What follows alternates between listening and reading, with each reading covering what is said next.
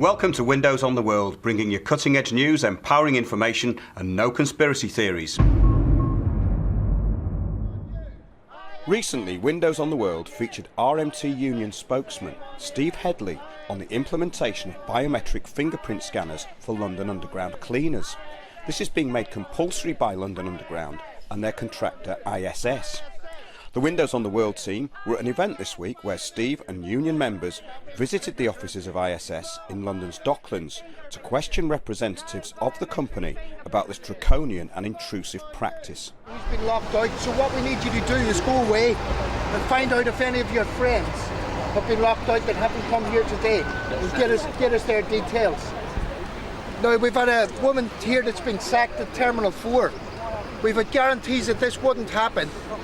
ISS told us that no one would be sacked. The worst that would happen, they'd be sent home until they actually used this appalling biometric system. But this lady's been sacked at Terminal 4 yesterday, so they've already gone back on their word. So what we'll be doing is organising a protest outside ISS head office. Also, we've got stuff going on in Parliament. Jeremy Corbyn, John McDonnell are raising an early day motion today through Parliament. And I would just like to assure you that everybody here has got the full support of the RMT, and we're going to keep going until they get rid of this horrible system. And you can just book on the way you've been booking on in the agreed fashion like everybody else. We're not prepared for any RMT member to be treated as a second-class citizen, and we will keep fighting them until we get rid of this biometric. So thanks very much for turning up. Thank you. Okay, sir.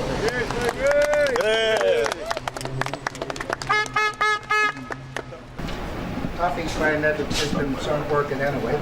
Half these machines are not working. But they're still being sent home without pay. We've had 4 instances now where the British Transport Police have been called to try to take workers off premises. And people have been threatened with their livelihoods and arrest because they just simply turned up for work and refused to be biometrically fingerprinted. We've now got ISS management here on HR. And we want an explanation really as to why they feel that they can infringe the civil liberties of immigrant workers in particular and bar them from going to work. We're in a situation really, we're in a bizarre situation. The RMT are always criticised for going on strike.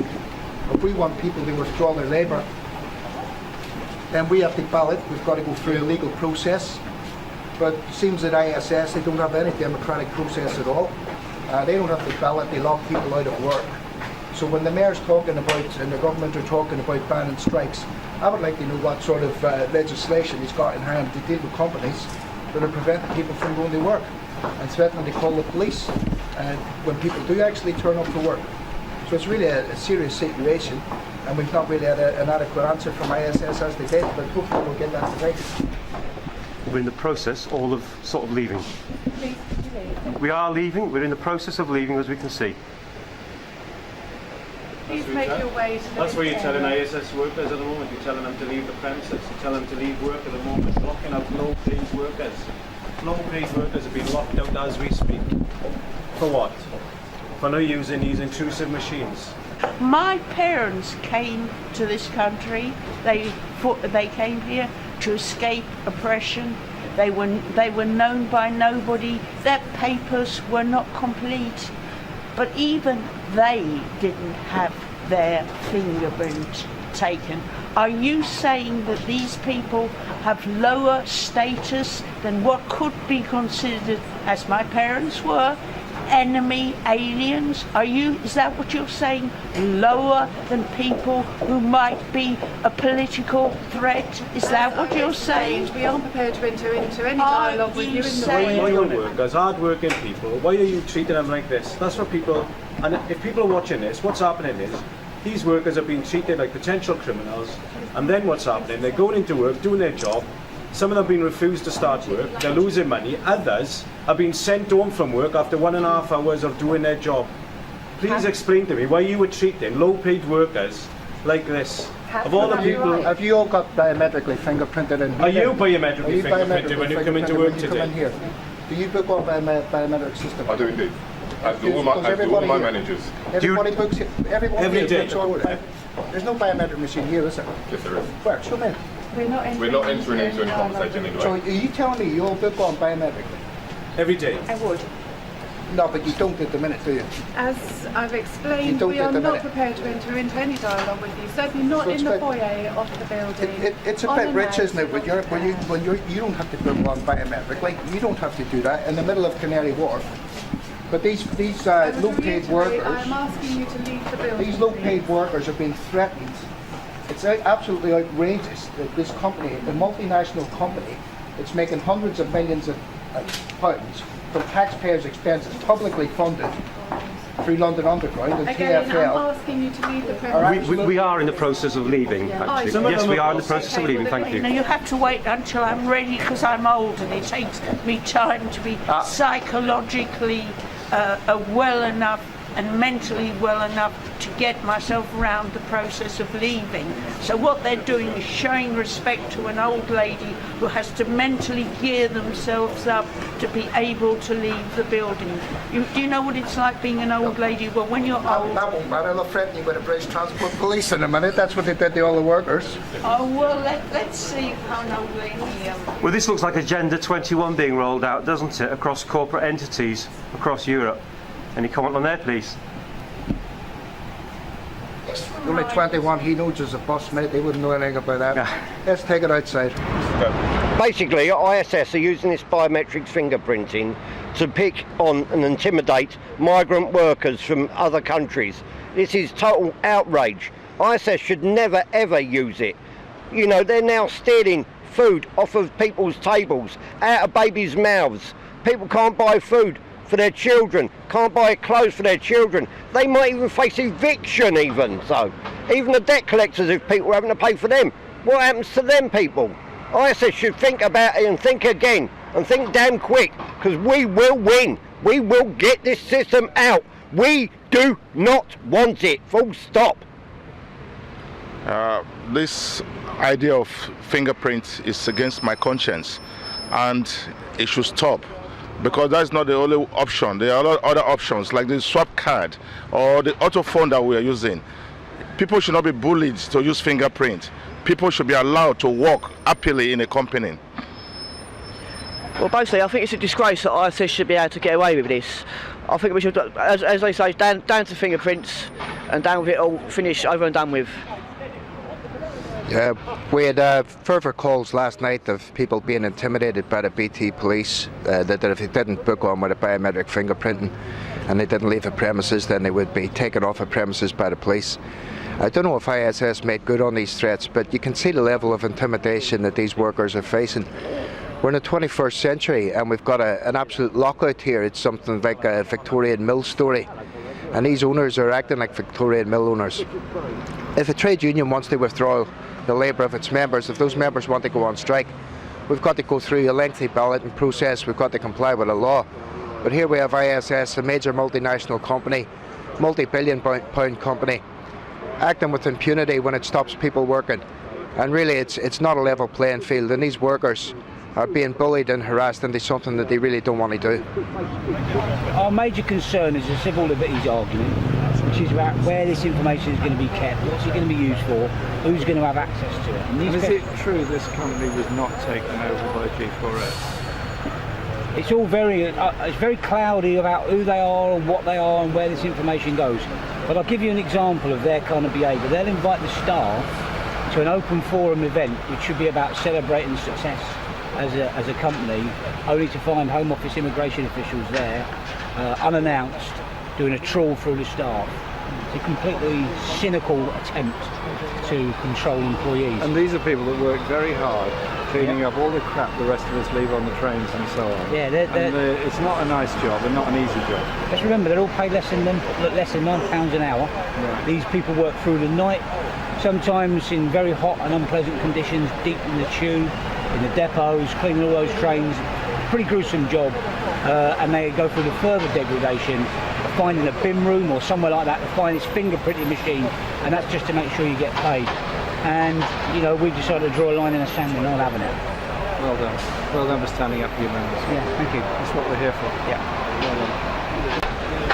Thanks to Windows on the World, these cleaners are standing up for their dignity and their human rights. No worker should be treated in the way that ICE is treating its cleaners. I'm here with them and their union, demanding solidarity from everybody else in support of their cause for justice. Thanks very much, Jeremy. You're very welcome. Thank you. Kevin Annett has been a guest on Windows on the World previously. Kevin's award-winning film, Unrepentant, documented the genocide of Native American Indians by the British Crown. He was a priest in the United Church and dismissed after questioning the church about the treatment of Native Americans. He has recently set up the ITCCS.org, the International Tribunal into Crimes of Church and State, whose mandate is to legally prosecute those people and institutions responsible for the exploitation, trafficking, torture and murder of children past and present, and to stop these and other criminal actions by church and state, including by disestablishing those same institutions. Kevin joins us by webcam. Kevin Annett, welcome to Windows on the World. Thank you, Mark. It's good to be back. Yeah, it's been quite a while. Can you give the viewers a bit of an update about what's been going on? Well, you know, the main thing, of course, is in the last year, we've not only seen the successful prosecution of one pope by our International Common Law Court in Brussels, but we're actually now in the process of working on a second case on global child trafficking, which has already indicted the present Pope Jorge Bergoglio and other people, including the Archbishop of Canterbury, Justin Welby, as having definitely been connected to not only protecting child rapists in their different churches, but actually involved in something called the Ninth Circle, which is reputedly a child sacrificial cult, which operates, you know, in Europe and America. And there's witnesses who are part of this cult who have come forward. So this is a very dark aspect of what we've been doing. There was even a thing today in the news, which I just sent you, where more insiders in Argentina have come forward and named the present Pope as having been involved in helping the military junta there, turning a blind eye to the death and torture of people, and even telling his priests to blast and those who were involved in the military and torturing people to death. So, I mean, it's quite, you know, heinous, these things coming out. Yes, it certainly is. I mean, the Roman cult, as I prefer to call it, has been getting a bit of a knock over the past few years, and more does seem to be coming to light. I know that you've had some very interesting cases of people actually being detained under the Mental Health Act, though, for reporting this. And we had one on the show, a guy called David Compan, who was sectioned under the Mental Health Act for handing in an ITTCS document at Charing Cross Hospital where he works, and we followed the whole story. And that was quite a frightening development on this fixated threat assessment. Could you just run the viewers through that and what happened? That's right. It's definitely been used, as people know, it's been used to attack people politically in Britain. And David Compan's was the first one. There was recently another case of a man, Vivian Cunningham. He was a soldier who, member of the Irish Guards, who all he did is he mentioned to his commanding officer that there was a warrant out for the arrest of Queen Elizabeth on the grounds that she had abducted these Aboriginal children from Canada. We had documented that. He just brought that to his attention, and he was asked to report for psychiatric exam. They kept him in a psych hospital in Staffordshire for weeks, literally, much longer than David had been held in. And we finally got him out after harassing the hospital and the British Army about this stuff. But it's another example of how they're very sensitive about any of the soldiers or police learning about these things, because one of the things our common law court has done is issued stand-down orders to agents of the crown saying, you know, your power now is null and void, your authority is null and void because you're serving a criminal body known as the Crown of England. And that has power, and they certainly want people learning that. Well, that's exactly right. I mean, we followed David's case, and he got released as well. And I think it's good that this is being put into the public domain, and people are getting support, because obviously this guy who's a soldier, and once you're under the jurisdiction of the Crown and the MOD, things could have gone a very different way, couldn't they? Definitely, and we found that in Canada, there were literally, you know, sympathetic people within the military, within the Royal Canadian Mounted Police. They literally vanished because they are a self-governing body of their own courts. They're like military courts. The same is true in England. Got a warrant to search for and remove you from your place of residence, and have they also arrested your wife? Is that right? That's right, they did it.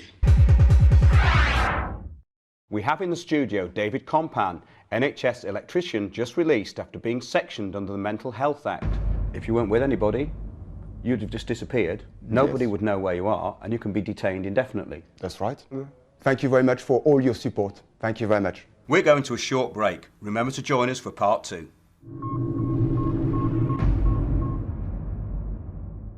We're here today to support cleaners and on ISS who've been locked out for refusing to work, to sign on a new method on fingerprinting.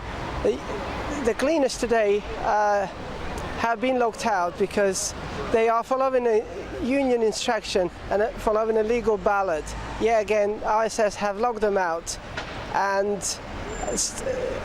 with an attempt to starve them out. The reason I'm here is because I'm one of the reps who worked for one of the contractors on LUL, being a vulnerable person, being a vulnerable worker. I was victimized, I've been victimized myself, and as a result of that, I do support this group of vulnerable people, and it is right that we be here today, and it is right that we support them for justice and make sure that this victimization of this group of workers is stopped once and for all.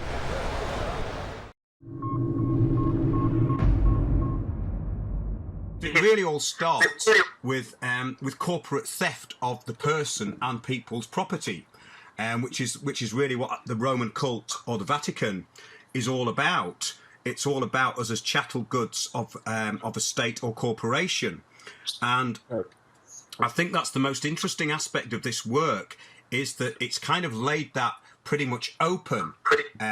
Your previous work opened up the doorway to that with the hidden from history stuff, didn't it? It did. It was really the gateway into a lot of this stuff, because the more I investigated, you know, as far back as the middle 1990s, when as a minister I was uncovering these crimes against Native children in the Indian boarding schools. Recently, just last month, the Canadian government finally admitted that tens of thousands of children died in these places. And, you know, not only while affirming what I've been saying for 20 years, but by doing that, they admitted essentially that the Crown of England had authorized genocide. But of course, there's no consequence because they're still in charge. That's why the logical development of that was to go international, say if their court system is involved in colluding in genocide and concealing it, we need our own courts. And this is what the whole rationale in the common law court movement is, which is, of course, going back to traditions within England. As a matter of fact, people, if you don't know this, should realize that in January 1649, the British monarchy was abolished by Cromwell and the Republic.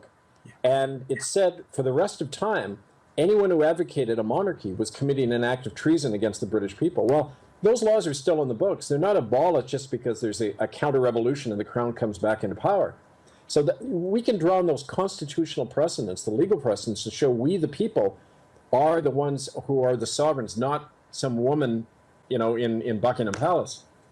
Well, it also goes into the Knights of Malta, who are very much at the head of this. When you start looking into who the so-called Illuminati are, I mean, they're right at the top, along with the Vatican, obviously. But I do find it very interesting about this illegitimacy of the present crown. I think what your work's done is thrown a spotlight on that too. Could you expand on that a bit? Well, very much. You know, they're working under a de facto authority, which means it's not anything legitimate under the law has to come from some eventual sanction from the people themselves. And these authorities are not. They're self-governing. We found that, trying to sue them in Canadian courts, the judges time and again would say, we can't sue the Crown for genocide, even though it's proven that they committed it. They determined to wipe out large numbers of Native people all over Canada. The same thing about this child trafficking going on, that these authorities just help one another, but they don't ultimately have any lawful standing to do so. So what this is really about is reclaiming the law, saying we the people are the instrument of law. We can set up our own courts. That's what people have to be educated about, because being brainwashed to think the opposite. Yes. What would you say to people, though, who say this is a bit like a lynch mob mentality? What would you say to that, Kevin? Well, it's to prevent lynch mobs. It's to say that, when there's people harming children in the community, like any Catholic or Anglican priest can do under that policy that governs them, that says if you rape a child, it's to be covered up and the police are not to be told. That's a criminal conspiracy going on in our communities. And when we protect our children and arrest these people who are stopped, that's a way to protect the next generation, not to lynch anybody, right? I think that's a very good point, and I do agree with what you're doing, because it's throwing a spotlight on it. I mean, whether these people are put in prison or not is really not the issue. It's throwing the spotlight out there. To me, that's what it's about. Now, I find this very interesting, the law aspect, because the law or the golden rule of law has been broken for quite some time. In the present court case in Brussels, we've had a Vatican source provide us documents that show this Ninth Circle sacrificial cult was around in the 1700s. It's been around for quite a long time. And it's a sacrificial rite. So when you're talking about these religions, that's just the front image. Behind it is a very ancient thing having to do really with how to dominate the human race, how to feed off its energy, and keep everyone terrorized by going after their young all the time. That's absolutely what my research has led me to as well. And as you know, I've been following your work for quite a number of years. And I mean, your first documentary, Unrepentant, was incredibly powerful. And you kind of stood up and been very brave about the whole thing. And now it's kind of catching on. But I do think it's very important to throw the spotlight on what the Vatican and the Roman Church or the Roman cult really is. It's basically a barbaric cult that they're hiding behind this fake Christianity, because obviously the real Christianity was wiped out by the Roman cult. Even Ireland has backed off a great deal from the Vatican. Could you just expand on a bit of that and your experiences of what happened to you in recent years? Yeah, well, the thing about Ireland's interesting because, it always has the image of being one of the most loyal Catholic nations. That's not what I've found, and that's not what's been happening on the ground. When I was there in 2010, and I was part of various protests outside the Dáil in Dublin, and they found like over 90% of people surveyed wanted an end to special privileges for the Roman Catholic Church in Ireland. So Enda Kenny, the Taoiseach, the Prime Minister of Ireland, actually severed diplomatic relations for a little while, and with the Vatican, and talked about bringing in a law that would prosecute any priest who didn't report child rape. Now they didn't act on that. That was all put on hold, and obviously political pressure and money and all that stuff. But it raised the expectations of people in Ireland. And now when you talk to anybody there, even old timers, they're saying, yeah, we got to get rid of these people, try these bishops, put them on trial. And the recent stuff that's happened in Tuam, Ireland, where they found the remains of 800 babies in a cistern. They covered that whole thing up, but one of our sources in the Garda, in the Irish police, said they've done forensic analysis. These children were all dismembered and decapitated, which indicates some kind of cultificial thing. And that's 800 babies in that one area of Ireland alone, in a so-called care home for unwed mothers. This was massive, and they've been, like in Canada, there's mass graves all over the place of this stuff. That's what we need to do to take the next step and start getting in there and analyzing what happened to these children. Absolutely, it's about isolating the issue of what this is really about, because all the pomp and ceremony of this is really covering up just a mass murdering cult, and people are getting more and more aware of that. That's very good, and we did cover that story actually on Windows on the World. And so, do you think that the spotlight being thrown on what this really is all about has opened things up massively in Ireland? In other words, do you think that, say, 10 to 15 years ago, the Garda may not have been ready to come forward about it, and maybe just hidden this evidence? Yeah, definitely it's had that effect in Ireland and other countries too. We recently had a woman come forward in Belgium who's a retired judge, and she was an eyewitness at these child hunting parties. That's been reported on our website at itccs.org. People can look at all of this stuff. And so it's beginning to come out all over the place. We now have 4 eyewitnesses who saw these popes and others at these events where children were hunted down, sacrificed. Next month, I'll be coming to England. I'll be trying to get into the country again during August. And just tell our international viewers what happened last time, Kevin. Oh, well, I was in England in May 2011, and I went to speak in the Netherlands. I tried to come back in through Stansted Airport, and they barred me. They held me in immigration prison for a day, fingerprinted me, all that stuff, and then just deported me. I was about to speak on June 4th. I was to speak in Trafalgar Square at a rally about child trafficking and the government links to child abuse. So it could be related to that, but I'm not letting them them keep me out of there, because we haven't done anything wrong. It's they who are the criminals, right? Well, that's absolutely right. I mean, I think that it's great getting this out to a wider audience, and it's the deep occult nature of what's going on. I think it's been exposed over here with this Jimmy Savile case, because they seem desperate to try and hide that behind other celebrities who've been implicated in this sort of thing. And the thing is with the Jimmy Savile thing is that he was a Knight Commander of the Order of St. Gregory. And that's been reported in several newspapers. Now, I've asked people, I haven't gone to the Knights of Malta directly yet to confirm it, but it seems to have been confirmed by the Vatican that he was a Knight Commander of the Order of St. Gregory, which means that he was presumably in charge, or could be in charge, of quite a number of people. And it's a very high order. So have you got any thoughts on that? I don't know about that order itself. I had never heard of them, actually. That's interesting. But the Knights of Malta, they're very obvious. I mean, people as diverse as Nelson Mandela and the heads of the CIA, they're all members of the Knights of Malta, right? And they, of course, they go way back. We're on the right track when we're talking about the cultic nature of all of this, and there needs to be a lot more, exposed about that and drawing the links, because we have focused on the Crown as well, because they were the source of the genocide in Canada and that, but ultimately we're talking about Rome, and as people know, the Crown of England is a subsidiary, a vassal state of the Vatican. That's absolutely right. And what we're really looking at, I did some research into the Saturn cult, and of course the Roman cult was the Saturn cult, and the Saturn cult really became what was the Vatican and the Roman law system as we know it. And this system of Roman law is what subverted natural law, completely subverted natural law. So it's at every single level of the society that we live in. It's not just a religion that's doing this, or a religious order.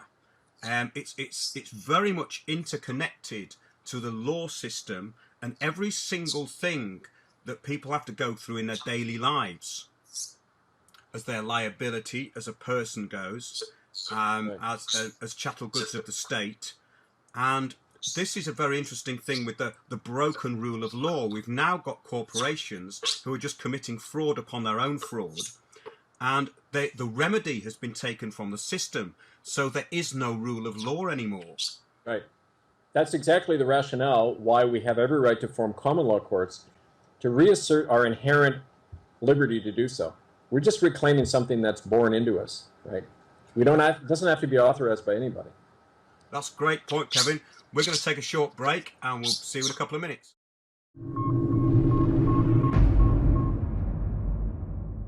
I started by asking them if there was a possibility that 50,000 years ago the first Homo sapiens set sail from Australia, and if humans have been present there for at least 400,000 years and perhaps even close to 1 million. Oh yes, definitely. We are absolutely convinced that's the case.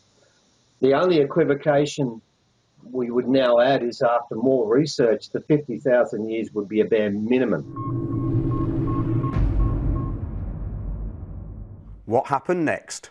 You're a coward and a liar and a thief. Very feisty Buzz Aldrin there, but did he go to the moon? This is what we're going to try and find out. So there would be no one that you would want to hire more in 1964 than Stanley Kubrick.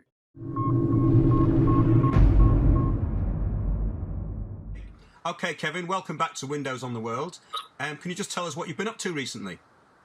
Well, we've had some great developments all over the world. We have over 300 people who volunteered to do common law sheriff training. Because the big aspect of this is not just proving the crimes, it's how to enforce the verdicts. And we need people in the community and existing police officers on board to help us with these enforcements. So among these 300 volunteers is a great group in Coventry and an associated group in Birmingham. And the Coventry group has been very active. They're the ones who helped get David Compan out of prison. They've been very active in confronting the Catholic Church, the Anglican Church, and the Crown over these crimes. And even doing education among the local police about what the common law is and how they need to be serving the people and not criminals in office. So anyway, the Coventry Common Law Group held a conference just this last month, and there were over 100 people who showed up from all over England. Those people are now going back into the community, setting up their own local common law courts, and these are among the groups that I'll be visiting during August when I come to England. And we'll hopefully have a national conference of the whole common law movement. So this is a very exciting development. And it's also linked to the same movement happening in Canada, where in October there's a convention to establish a republic in Canada, to sever ties with the Crown and declare a sovereign republic. We're trying to work with the same groups in England that are doing the same thing there, because of course in England it falls under the same common law jurisdiction, and we have every right to sever connections there and establish that kind of sovereign republic in England. So this is a lot of the work that I'll be doing when I come over in August.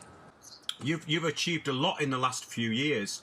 When I first met you in 2010, you were just getting this information out, and you were exposing the Canadian genocide, and it seems to have taken on big strides since there. What sort of opposition have you had, and are you still getting towards what you're doing? The opposition's increased a lot. We've had the usual kind of smear and disruption. For example, we had a group working with us in the Netherlands, and they actually infiltrated and destroyed our website, took over the itccs.tv network, so now they're spewing out all this hatred stuff about us through what used to be our own TV network. You know, the kinds of things that people experience all the time when you're effective.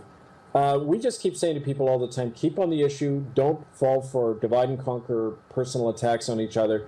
We have the evidence and the law on our side, and we got a hold of that. But you know, I can say that definitely the opposition has increased because of the fact that we're getting very close to things like the Ninth Circle sacrificial cult, the things that are directly indicting these heads of state and church. You've just sent me this article where Pope Francis cooperated with the military junta in Argentina. The testimony of Argentine war criminals in tribunals showed that Catholic priests and chaplains played a central role in the torture and murder of dissidents by blessing torture chambers and absolving troops of their sins after they had thrown dozens of bound and gagged dissidents from a plane into 50-mile Rio de la Plata. Could you just expand on that story? Well, this is actually confirming what two priests already made Pope Francis in one of the quickest elections in papal history. The first Jesuit in there. These priests were naming Bergoglio as being notorious of having worked with the junta to basically be their public relations man with the world. What he's doing now for and trying to give it a new face, pose as a reformer. He did the same thing in Argentina. But we have one of our witnesses he's in Spain right now, but he has given testimony to our court in Brussels. He claims that he sat in on a meeting where Bergoglio was present in the early 1980s, where he agreed to traffic the children of political prisoners in Argentina, tens of thousands of these prisoners, kidnap their children and traffic them for a lot of money. They did the same thing in Spain under Franco. I met with survivors of this when I was in Barcelona last time. It's a big child trafficking industry utilizing, political prisoners and people under dictatorships. The Catholic Church has been doing that for a long time, but this Pope Francis has his hands dirty with a lot of this. And so these latest eyewitnesses confirming what we've already documented. And I think it's going to be another nail in the coffin. Bergoglio has canceled 3 recent public visits. They've talked about him possibly resigning for health reasons. This is because this stuff is all coming out now. Yeah. These guys seem to be dropping like flies at the moment, don't they? I mean, the last couple of years has seen massive dents in the credibility of this organisation. But it's great that what you're doing, because you're waking people up to what this is really about. It's a child sacrificing cult that's taken over the world on an assumption. Yeah, exactly. And we've got to remember that that's exactly what we're dealing with. Yeah. So, are you going to come back to the UK again soon, Kevin? Yes, in August. It'll be, I won't say when in August, but once I'm in there, we'll be putting notices up at itccs.org. I'll be in touch with people about all of this. And I'm going to spend some time in England because, frankly, after the United States, the greatest number of volunteers we've had in this are coming out of England. And there's lots of activity, especially in and growing numbers in London and up north. Even if the corporate media and other skeptics on the internet may poo-poo this stuff, it has force. That's why we're now looking at not only Bergoglio stepping down, but another man named in our indictment, Adolfo Pichon, the head of the Jesuits. He also announced that he was going to step down at the next Jesuit Congress. So this is really having an impact, and people have to see the power they do have to cause this to happen. As far as the Jesuits go, on the top end of these organisations, such as the Knights of Malta, do you think there's a power struggle internally? In other words, are there people in there that do have a spiritual side to them, that want to get truth out and are being suppressed? What's your thoughts on that? Well, I think there's definitely a factional struggle at the highest level. Don't forget, you don't get to any level in the Catholic Church unless you're part of this conspiracy. You have to agree to cover up child rape if you get into any position above that of a priest. And every priest has to go along this. So, that tends to weed out the honest quickly in any system. But in the elites themselves, there's a split between the faction around Joseph Ratzinger, who's still very much in charge, former Pope Benedict. This German faction is funneling a lot of the Vatican bank money into Russian and Chinese banks. The Vatican is beginning to line up with Russia and China in the new bloc, Russia, China, India, against the Western powers. And then there's Bergoglio and the others from Latin America, who, you notice Obama and Queen Elizabeth both went down to visit him. There's that kind of pull between West and East going on, and it's reflected in that. But the point to understand is these are all criminal factions. They're all got hands dirty with all of this stuff. Well, it's interesting. I just got a notice from the New York Times article that said Barack Obama's first employer was a Catholic Church community group in 1985. And looking at the Vatican money goes everywhere. It funds all the political parties in the world. This has been well documented by groups in Italy. And so the 6 of the 9 Supreme Court judges in America, 7 of them are Catholics and 2 of them are Jews. And it's interesting, that kind of whole Zionist Vatican lobby going on. That does not represent traditional American, even in the legal system, but to have 7 of the 9, Supreme Court judges being tied to the Vatican by an oath, I mean, that's incredible. Well, it is, and it goes into this Canaanite cult, basically, which is where the law and all the stuff about sacrificing children to Moloch comes from. And that's ultimately what these people are doing, and it has to stop. Right, and that's more and more the focus of the work we're doing. You know, this is a spiritual battle. This is being an age-old battle, and people come to that awareness through different means. But I think more and more people now are aware of what's saying there, Mark. Yeah, I think that's a really good point, Kevin, and a good place to leave it, because basically, if you're coming at this from any kind of moral angle, and you look at the evidence, then you're going to come to the same conclusion. Exactly, and that's maybe the message to leave people, that we've got to start. If you're not aware of these things, I just urge people to go to our website, itccs.org, and that has a lot of the links to these things.